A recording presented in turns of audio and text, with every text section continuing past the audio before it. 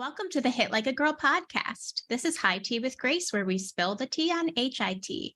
I'm excited to extend a warm welcome to Angela Radcliffe. She is infamous and fabulous in the research world, and I can't wait for you to meet her today. Thanks for joining us, Angela. Wow, thanks for having me. Infamous is probably the right description. Better than famous, I think, right? You are one of a kind, absolutely. So tell us about the career path that brought you to your role today. Yeah, sure. I love telling this story. I don't get to tell it as often anymore because I've moved into the early discovery part of the research and development world. And that's where, all of the scientists are doing the hard work of sifting through all these molecules, right, to find that next new treatment or cure, which has been fascinating for me. But I started my career early on, sort of with a marketing and writing bend and continuing medical education. I was a grant writer for continuing medical education. And, through a series of sort of twists and turns, ended up over in the payer landscape at United Healthcare for a bit. And then in 2001, one of my younger siblings, I'm the oldest of six, got out of a pool one day over in Korea. He was serving in the army as a chaplain on the demarcation line, and he died, no sign or symptom. And I can talk about this, very formally now, because that was in 2001. It happened a month before 9/11, so it's seared into my memory, like that year is for many people. And what he was 21, healthiest of all of us, truly. And what we came to find out was he had died of something called long QT syndrome. It's an electrical imbalance in the rhythm in our heart. We were all sort of tuned in to the football game and Damar Hamlin this past couple of weeks, and I think people are starting to realize like how amazing the heart is, and that it can get hit wrong or things can happen, and your electrical rhythm changes. Wow. So my brother had just literally collapsed and died instantly from this disease. And we didn't even know what it was. But through some amazing connections, and some family history sort of sleuthing, we got connected to a clinical research study on long QT disorder. And our whole family joined, and they found the specific gene in our family, and that allowed us to treat that gene either with beta blockers or implanted defibrillators, and also increase the awareness across our family of this disease. So I have girl cousins who had heart attacks in childbirth and couldn't explain it. I have had a cousin collapse on his office floor and be brought back to life. So the legacy of my brother had an impact on all of us. But for me, I said, wow, I had no idea clinical research could do this, could make this kind of magic. I have goosebumps. Wow. So I did a crazy thing, which, maybe this is why I'm a little infamous, but I started picking up the phone and calling patient recruitment companies until I found one and got an interview. And I was initially turned down for the job because I don't have a college degree. And that's a fun fact very few people know about me, because I've spent so much time in this space. People just assume if you're in healthcare, you must have a science background. But someone took a chance on me, and that's how I initially got into patient recruitment and engagement. And my career since then has been primarily focused on patient engagement and has taken some twists and turns. I've done a lot in digital health. I've done a lot with data governance in particular. And here I am now in research and early discovery at BMS. Wow. Bristol Myers Squibbs, right? That's right. Wow. Right. BMS. That's amazing. So, this exciting, amazing kind of story. It's sad. It's so much power that comes from heartbreak. It's incredible, and passion, and it's amazing what you bring into this world. And I just want to thank you so much for sharing that story with us and giving us insight into your true journey, not just career, but also personal, that really led you into what you are today. It's truly, truly impactful. Well, thanks for saying that. I think all of us who work in healthcare, no matter where you are in the ecosystem, almost to the person. If you ask them to tell you why they're in healthcare, they've got a personal story to share. And that's something we don't do enough, right? We don't ask people, just stop and say, hey, how'd you get where you are? What are you doing? So thank you and the podcast for bringing light to those stories. I think it's really important. Absolutely. So I want to dive into some of this research work that you're working on, and kind of talk a little bit about the patient centricity movement now. So how is this patient centricity movement and diversity movement really impacting the research world? What concepts and solutions really anchor these efforts? What limitations keep the movement from gaining even more momentum? Because clearly the patient story is impactful and it should be patient-centric. So yeah, what are the pros and cons? Yeah, thanks for asking that. It's really hard when you have been trying to impact something for a lot of years to go like, have we really made any progress? And patient engagement is one of those spaces. I think the people who have fought the good fight to try and make clinical trials more inclusive and diverse, they are also feeling fatigued. And yet a lot of us are re-energized at the same time right now. And there's a couple of reasons for that. For a long time, patient centricity, patient engagement, these were buzzwords. We said we did them. We'd be lucky to get a token patient on a panel at a conference. That's one of those places that I still think we have a lot of work to do. I think we have a lot of work to do. I'll just say that. I think we still have so much work to do. But I think that there are a couple of things that have sort of converged to help us see that if we don't start paying attention to lived experience, we're really missing the message. So for a while, it was, patients are patients. We're the drug developers. We're following the science. It's over here in a lab. It's not right there, with people and humans. And I think what we've realized is, no, it's absolutely starts with the humans. And we cannot tolerate, if we want a healthier world, to continue to make research about perfect patients. And I hate to say that, right? Because it sounds so derogatory, but heck, we used the term subject for a long time, and that's really derogatory. A few folks that I know in the inclusion space talk about this concept that we use words still that are really inflammatory. So we complain about subject. Well, think about the use of the word trial when you're trying to recruit people from marginalized communities who have been, also marginalized in our legal system, for example. So even our vernacular has had an evolution over time. And that's just a start, though. So what we've realized is, when you do research on perfect patients, you can have that perfect controlled clinical trial, and you can usually meet your primary outcome. But how much does that matter if then the drug that you put on market only serves those perfect patients? Like, how limiting is that, right? How limiting is that?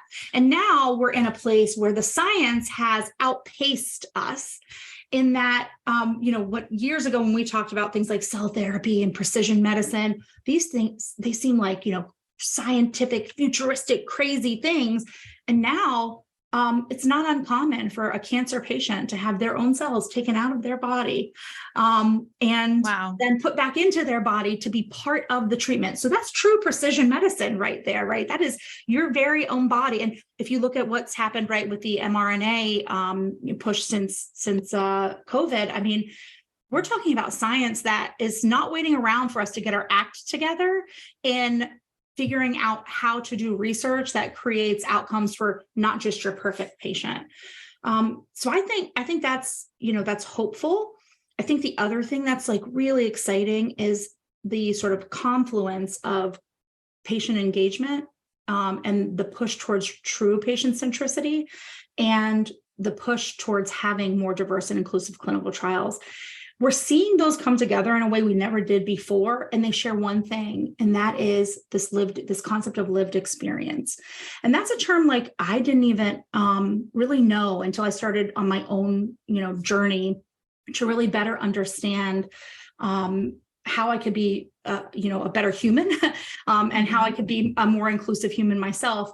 And this concept of lived experience, we all have it, right? We all have it, but very few people understand how important it is to apply to everything around us in order to make an impact. And so this idea of taking patient advocates who used to sit in this special little box of, I'm a patient advocate and that's what I do for a living, and people who are diversity and inclusion experts, and that's what I have to do for a living. And now realizing, no, this is humans and we all have lived experience. And the more we can amplify one another's lived experience, the more opportunity we have to create better healthcare for everyone. So I said a mouthful. You've got me on my soapbox already. I'm rambling. I love it. No, that is truly fantastic and insightful. Moving more into that, what is clinical research as a care option? Now we know research can be done outside the walls of an academic institution. It's coming into your pocket. It's coming onto your watch. It's coming to the patient. Where is it gaining the most momentum, and why is it being challenged? Yeah, that's another great question. So, I would say I was an early advocate of the CRAACO movement, right? Clinical research as a care option. We've never found a better word for it because it's best to just say what it is, and that is this concept of clinical research shouldn't just be this thing that's kept over here. Again, back to that sort of perfect patient concept. White males 18 to 65 or what have you, right? It is. It's this concept that it's not acceptable to just do research in academic medical centers or research specific sites and facilities, because that's not meeting people where they are. And it pairs that with the exciting concept that clinical research is one of many options that we could be considering as we look to manage our own health. And there's been some detractors of CRAACO recently. I've seen some rabble rousing on LinkedIn about this, that, clinical research shouldn't be considered a care option. It is not fair to consider something that is unproven a care option. And for people who say that, I say there are a lot of things that we do that are not proven for any one person. Mm-hmm.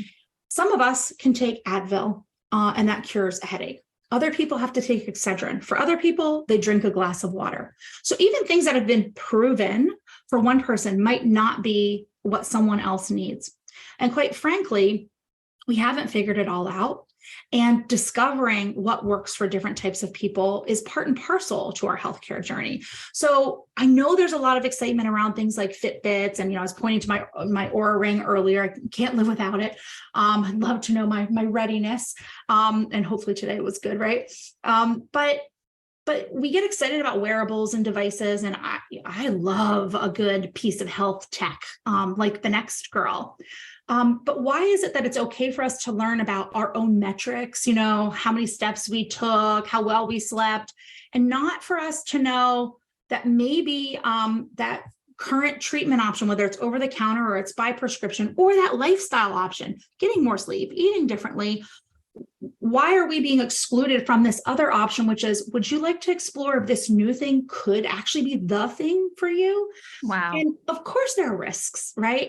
There are risks and benefits. That's what institutional review boards are there for. They're there to make sure that we are not repeating the mistakes of the past in clinical research, and we are being ethical in the way that we handle all patients, telling them, hey, this may or may not work. But if we didn't have people participate in research, then we wouldn't have any of those other things that we're talking about. And people really forget that. So what excites me about the clinical research as a care option movement, and where I think it's going, is, to me, is the formal home for the consumerization of healthcare. If you listen to prognosticators and futurists in the healthcare space, they talk a lot about the consumerization of healthcare. And some people hate that term because they hate the concept that it makes us feel like commodities. But really, it's not that the people are the commodities, it's that healthcare is a commodity like everything else we buy. And we should have an opportunity to shop for the red shoes or the blue shoes in size 9 or size 2. And I would love to see our clinical research embedded in all of our other healthcare. I'm lucky that I have a primary care physician who is part of an academic medical center. And when I go see her, she brings students in the room with her often. That's always a little bit of fun. But one of the things she does do is she tells me about research opportunities as she's also telling me how we need to adjust my meds. What are the things I might be wanting to do for myself? That's where I need to have it presented to me from a trusted source. And so the clinical research as the care option movement, to me, it's fully ingrained. COVID has made it happen even more because we've realized that clinical research has to happen not just in specific sites, but as a decentralized, hybrid, et cetera, model where patient choices first.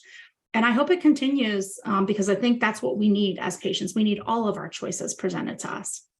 Absolutely. And if you ask anyone who's in the rare disease community, rare disease patient, caregiver, care partner, they say CRAACO is what's giving them hope. They want CRAACO. And it's really part of that diversity and inclusion as well into the research world, really pushing it out there and getting it into where patients are. So it's truly, truly interesting and fantastic. I'd love now to ask you a little bit about ChatGPT. So we're hearing about healthcare use cases for ChatGPT, visual AI generators. What effects could these innovations have on research? Yeah, so, 3 years ago, I think if you had told us that things like the AI generator Vanna could make us look like ourselves, but also an elf or a cyborg by just taking a few images, or that things like ChatGPT would exist where it's not just a simple chatbot. You can ask complex questions, and if the model has been trained, and you can even take part as any person in training this model to get smarter and ask more interesting questions and give you more interesting answers. I don't think we would have believed it. And I think we've had this pardon my French, but oh shit moment with AI all of a sudden where we've realized oh, it's really here. It isn't just this futuristic thing. And in the healthcare space, it's been so interesting to watch the media and the posts sort of fly around because we still have people who are very well respected in our industry saying things like synthetic cohorts for clinical research or synthetic data. That's kind of hype. It's not hope at this point. But then you look at something like ChatGPT, who, apparently now we can use to pass the medical bar, medical exams, right? That's sort of mind-blowing to people that they realize you can ask questions and that this intelligence that we created and we are training and feeding can do some pretty amazing things. So I think all of a sudden people's minds are open that the possibilities, and they're here now. It's not so futuristic. And yet, I think some of the reason people are kind of both poking fun at ChatGPT and also posting use cases at the same time is, I think this is one of those things where I feel like, I don't know about you, but I often have this sort of pit in my stomach sort of instinct when I know something is really cool, but maybe I don't quite understand it. And ChatGPT, Vanna, all of these, AI tools, they give me a little bit of that pit in my stomach. I know. I wonder, it's is there an ethical line when they're using it and with real patients and patients don't know? So I wonder if there is going to be at some point, a sign off. Yes, I know I'll use it or not. Maybe there will be a clinical trial or something that goes into it. It's interesting. It is really fascinating. I have a mentor who I've worked with in the patient data ownership movement for many years. And he invited me a couple of years ago to the UN sort of anniversary of the Declaration of their human rights. And at the time, we were talking about this concept of making patient data ownership sort of the 31st human right. And it got some momentum, although I feel like the idea was still a little early for the world.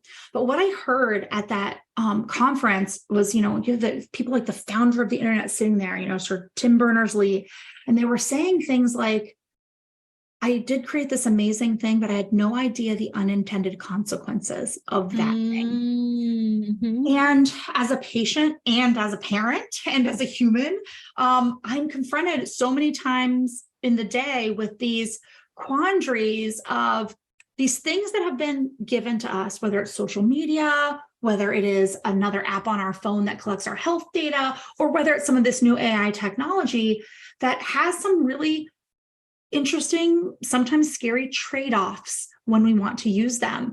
And so, of course, I hopped right on the bandwagon and started typing stuff into ChatGPT. Of course, I had debates about it, but initially, even though some in my cyber vigilant community have said, don't ever let your kids download TikTok, I let that happen. And most of us click that sort of I accept button over and over and over again, right? We don't even think twice about it.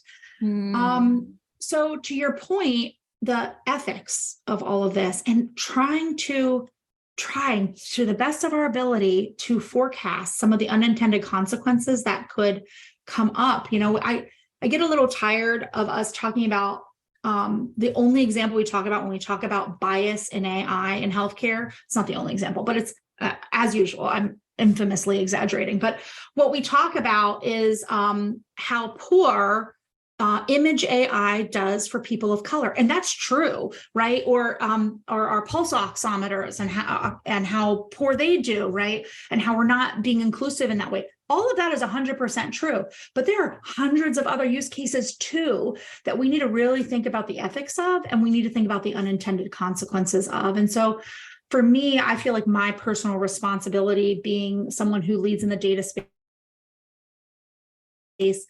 I need to be constantly reminding us as a community to check our own biases and to remember we're introducing all of those biases to this amazing technology. It can be a friend or foe, but we truly, truly have to know what we're getting ourselves into. And look, fear is what stops people from innovating all the time. And I don't want to ever let fear drive my decisions.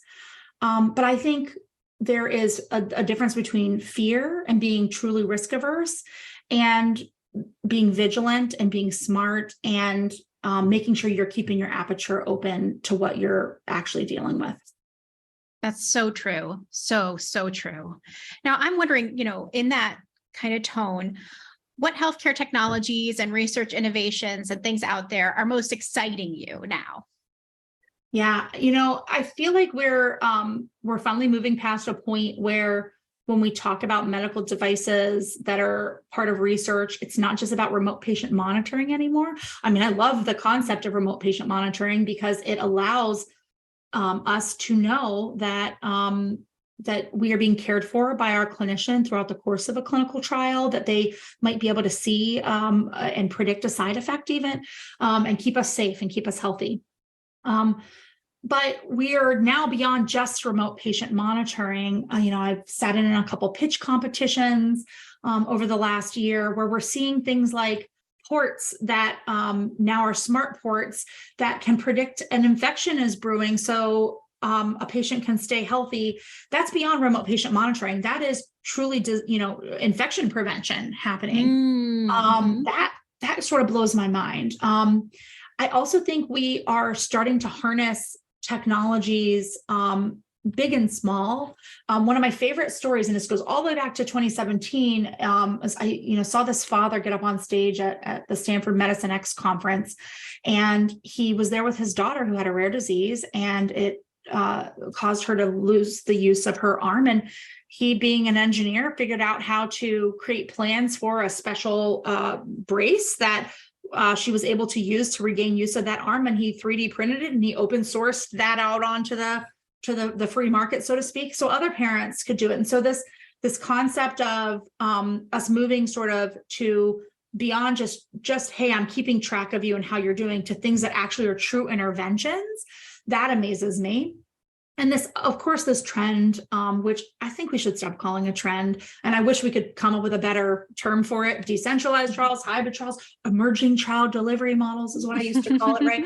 But let's face it, what we're really talking about here, it goes right back to CRAACO, which is what does clinical research as a care option look like to you? Do you want to come into a site? Do you want people to come into your home? Do you want people never to come into your home? If you see how messy this room is behind me, I would not like to do a study visit at home. Thank you very much.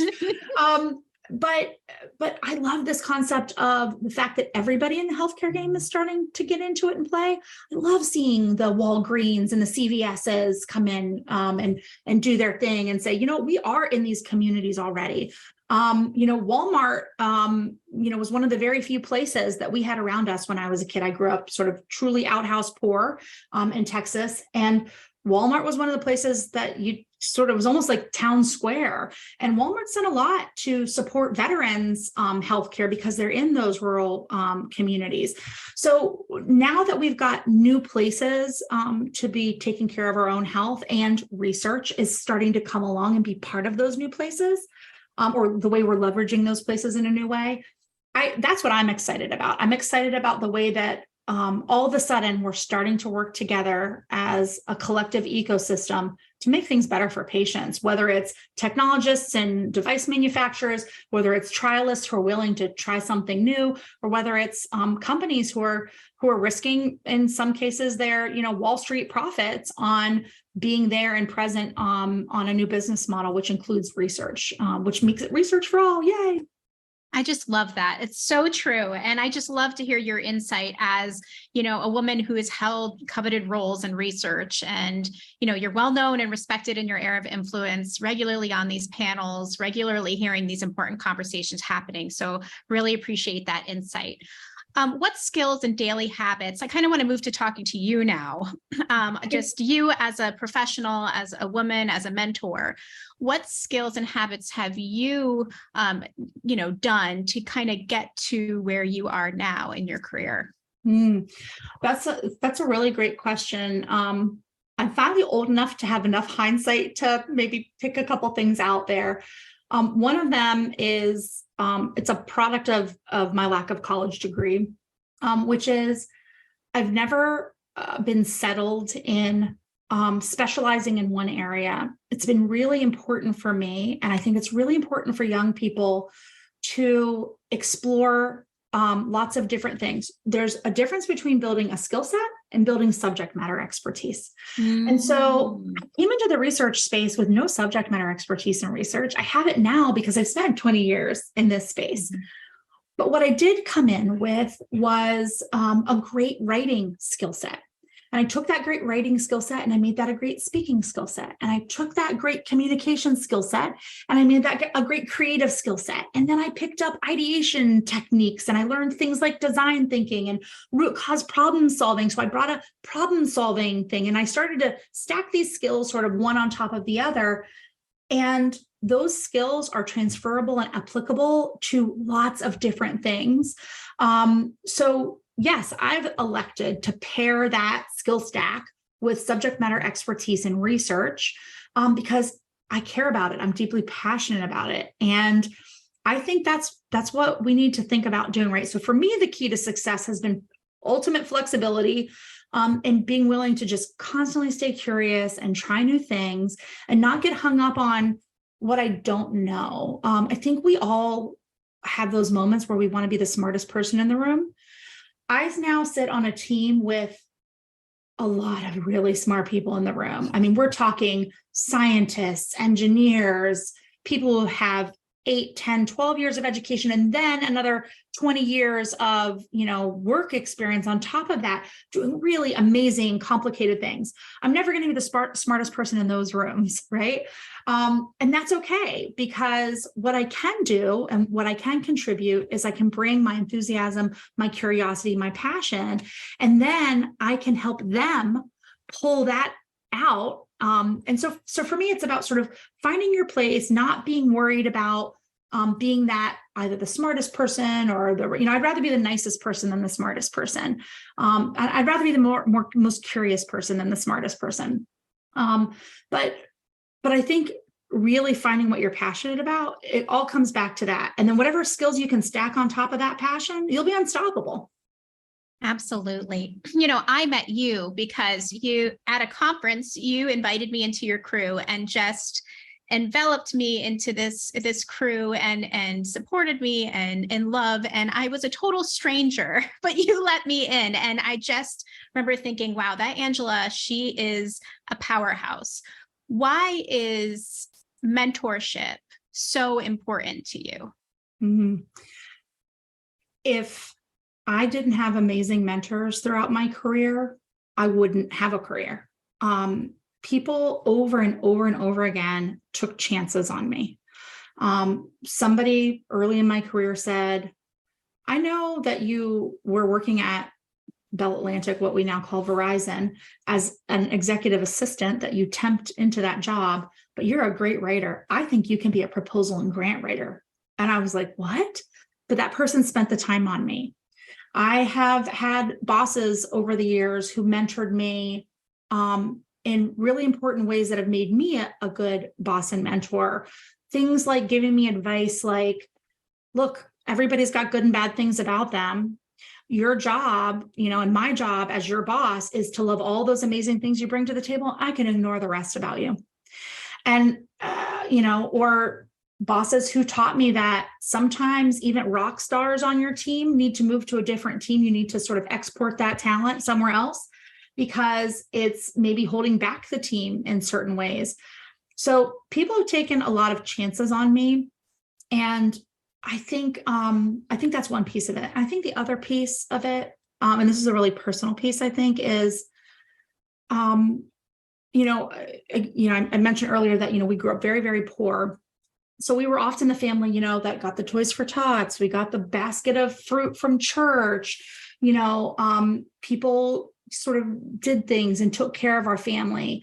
But while they were doing that, I had a great example of parents who brought strangers into our house because they didn't have anything either, or, lifted people up regularly. And I think that human connection, the vulnerability, we show it in our inner circles, our personal circles with our friends and our family, the people who know and love us. And we forget that if we project that out in our work circle, we take work to vocation. It goes from something that we just do every day, sometimes from a place of passion, sometimes because that's just what our job is. But it changes it from being something that we have to do to something we want to do, and something that we want to do that really increases our impact on the people around us. And so I think it's just important to show up with vulnerability and empathy and be willing to put yourself out there, because if you're willing to do that, you discover some of the most amazing things about people. I mean, I met you because you were willing to be vulnerable yourself, right? And come be part of our Pay It Forward dinner and just spend the time and say, how can I help you? How can you help me?